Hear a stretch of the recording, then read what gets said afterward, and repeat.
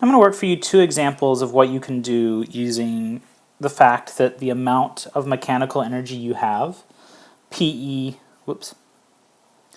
the amount PE plus KE for a given system is constant.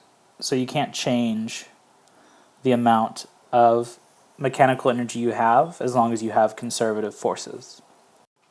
Now, you're going to get lucky on these problems because they do have clear steps. Just like Newton's second law problems had clear steps. Every object gets its own F-net equation. Conservation of energy problems have clear steps, so it's not back to the days of kinematics, oh my goodness, I'm not sure what to do, every problem's different. There are clear steps in how to solve these, so let's go through them. Example 1. How fast is a 0.01 kilogram dart moving when it leaves the gun, shown here in the diagram, this is our gun,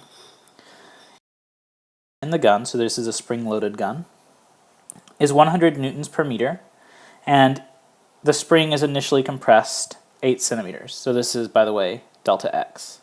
It's saying that we push it in 8 centimeters. Whenever you realize that a problem is going to be a potential and kinetic energy problem, and you could realize that if you had something like, you start with a height of blank, what's your ending speed? Or you start with a spring pressed in this much, what's your ending speed? So anytime you have two things that might seem initially unrelated, like height at the beginning, speed at the end, spring at the beginning, speed at the end, that's going to be an energy problem. And in fact, most problems in physics, even if they weren't intended to be energy problems, can actually be solved by conservation of energy. So it's a kind of neat thing to know. And you can use it a lot when you get stuck on, say, the AP exam. Here are the steps, and I'll number them in blue. How about that? Step number 1. You're going to write the initial and final versions of the situation in terms of their energy. And then you're going to set their energies equal. That's because total mechanical energy is conserved. So, generally, in fact, not even generally, and the level of problems you're going to be solving, at the beginning of a situation, the two types of energy an object can have are potential and kinetic. So, in any given situation, you'll have some potential, some kinetic, or all potential, all kinetic. And at the end of the situation, you'll still have potential plus kinetic. And these two totals have to be the same, because PE plus KE is constant. So this is a part that you don't even have to think about. Once you realize something is an energy problem, you just write that down. Initial, final, PE plus KE, initial equals PE plus KE final. Okay. Now let's look over here at the situation. Initial. We push in that spring. So we want to know what kind or kinds of energy does the spring have when it's pushed in.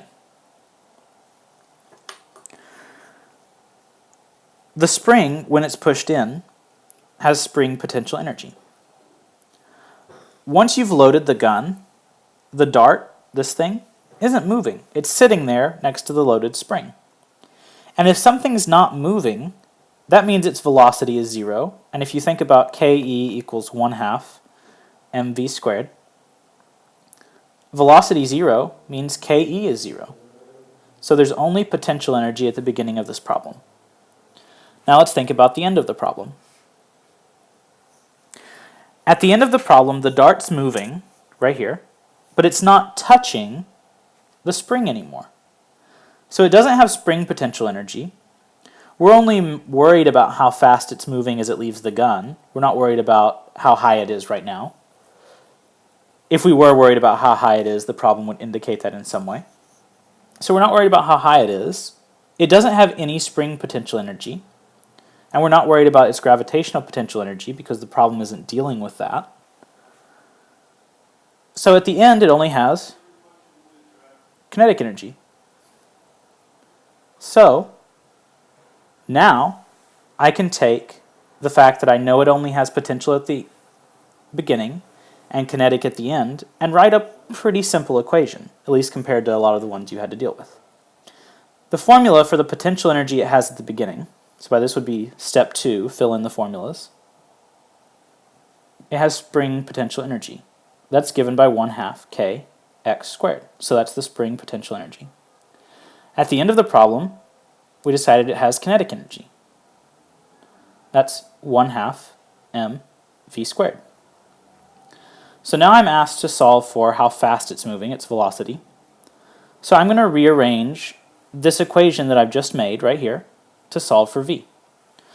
Well, I'll multiply by 2 on both sides, and that'll get rid of the 1/2s. And then, since I'm looking for v, I'll divide by m over m over m. That'll get rid of the m's. And then, since I want v, not v squared, I'll take a square root. Boom, boom. And I'm left with the square root of k x squared over m equals v. Then I just fill in the numbers. So the square root of k was 100 newtons per meter.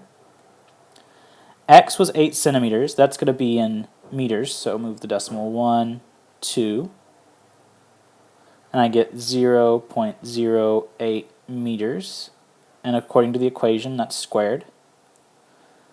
Divided by the mass, 0.01 kilograms. And that equals the velocity. So now I just grab a calculator and solve for the velocity. And when I solved that out, I got that the velocity is 8 meters per second. Boom.